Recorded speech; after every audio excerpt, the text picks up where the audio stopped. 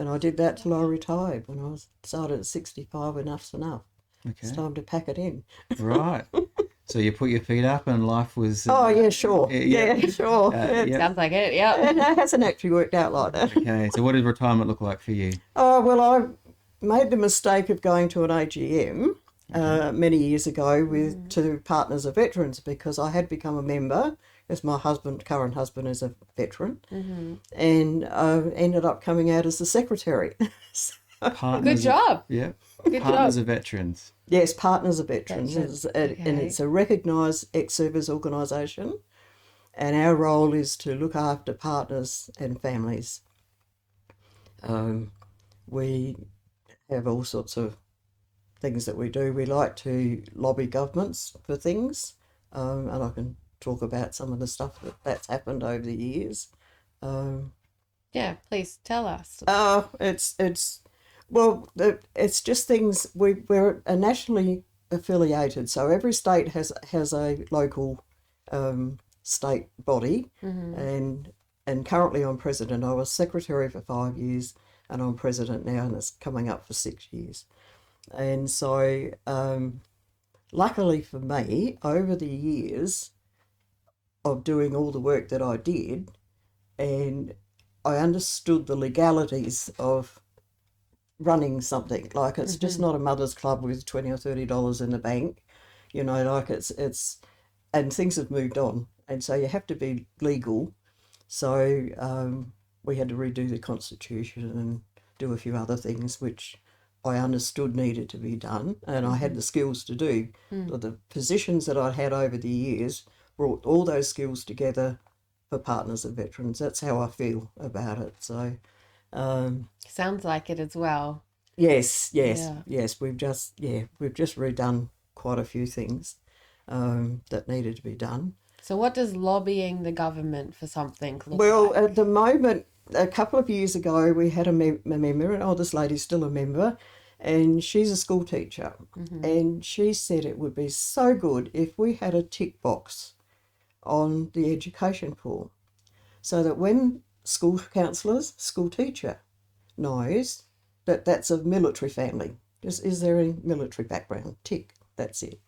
So we've lobbied, and it's been passed in principle, except COVID stuffed it up. So, like it has a lot of other stuff. Yes. So we've now started lobbying again. We have a new minister in the state, and I've spoken to him about that already, and he's quite keen. And So can just anybody lobby the government for anything, or what's Well, the usually process? what happens is the member put that up to us as our state board, and our state board put that up as an agenda item for the national board. Okay. They took it all up, and it went to ESORT, which is an overall body in the government. Come back down, said yes, it's a good idea. And at that stage, Stephen Marshall was our Veterans Affairs person, and he just said, I agree with that, Chris, it's a great thing to do. And then, of course, things have all gone a bit haywire the last couple of years. We're getting back on track. So that's one that we're going to continue fighting about. I know the girls before, they have lobbied the government about the funeral benefit. So when our partners pass away, and it depends on the criteria, of course, there's a funeral benefit that comes. And so they lobbied to get that raised not long ago, 10 years ago now. So now they're re-lobbying again, saying funerals have gone up. So this is for veterans that die of their injuries. So that's another thing that they've lobbied for. There was something to do with the War Widows extra. I don't understand much about the War Widows extra benefit that they get for certain things. They've lobbied for that. So there's just little things. There's nothing earth-shattering, but it helps families. It's families, yes. At the moment, we're lobbying on a national level.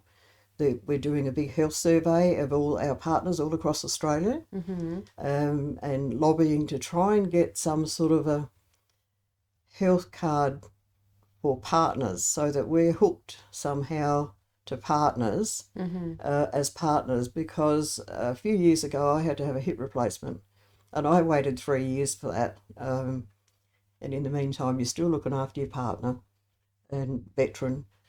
He's panicking because you're not well, and it all gets a bit messy. To just not to go up the list a bit quicker.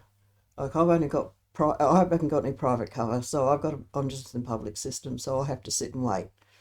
And that's something that we're trying to organise, because in the meantime, we're still trying to keep our veterans healthy and happy. And it just puts extra stress on them as well as us. So, but that's one thing that they're doing at the moment. What's the hardest thing about being a partner of a veteran? It's a little bit different, because you can never tell, like when something will trigger somebody, you just don't know. I was actually in hospital once and a nurse was seeing to me, and that was a long time ago, and she just said her husband was in the Air Force in New Zealand. And of course we got chatting, and she said we went to the shops when he first came back. They came from New Zealand back to South Australia, because she's a South Australian girl, and they went shopping, and he just freaked completely and went. He couldn't stand it in the shop. And she'd not seen it before, hadn't seen it after, but it was just that particular time. So something must have happened that triggered something, so, and military families, that comes back, things that have happened. Some people don't even speak about it. Yeah. For years and years and years and years, and then all of a sudden there's some sort of a trigger, or they get sick, or something happens, and it just brings it all back to them. So, so it's not an easy road for veterans, and it comes back as a ripple effect. Yeah. Families, yes. Yeah, so really important that you're able to band together and talk about these things with each other. Yes, well, and I must point out that when we do our social groups, they are purely social. Right, yes. We don't get there and nitpick about our men. We have a call number here, it's 1300 553 835, and that is a crisis line which somebody will answer whenever it's rung, and that's across Australia. So if it comes to my phone at home, if I'm not there, it'll bounce somewhere else and somebody else will answer it. So and we have to do training, DBA training and stuff to be able to be on that. So so we've done all that as well. So so then on top of that, we do offer the welfare services. And then it's just within the groups, when people have been meeting, you meet all the time, every month you sit and have a chat. You sit next to somebody and you twig with them, like you really twig when you get on, so that if there's some sort of a problem, I could just ring that person. I don't have to ring everybody else, or they can ring the helpline. And most of our members know they could ring me. So, and I'm in the process of mentoring somebody through that training at the moment, so there'll be another person. So. Wow. Well done. Well done. Fantastic. Now, talk us through what you have here on the table. You can pick up one at a time and show it to the camera. You can choose which one you start with, Chris. Okay.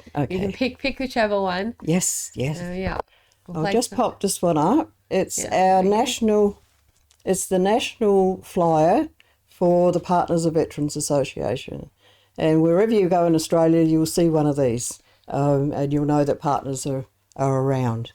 I joined that because my husband's a veteran, and because of my work background in social work, it was something that I was really interested in. And I can assure you I have learnt so much since I've been there. I didn't really know much about the military, but I do now. So,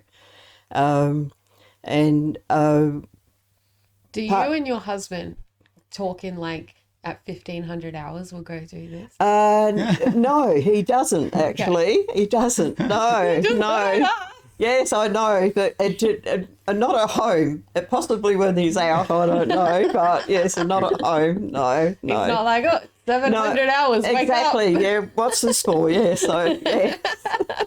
Now, for those who can't have a copy of the brochure, there is a website, pva.org.au, which are Partners of Veterans, the Yes. PVA, so they'll be able to head there and find out some more information. Yes, about that head one. there, and if you're in South Australia, there's a link to all of the states, Great. which will show you the things that are happening around the place.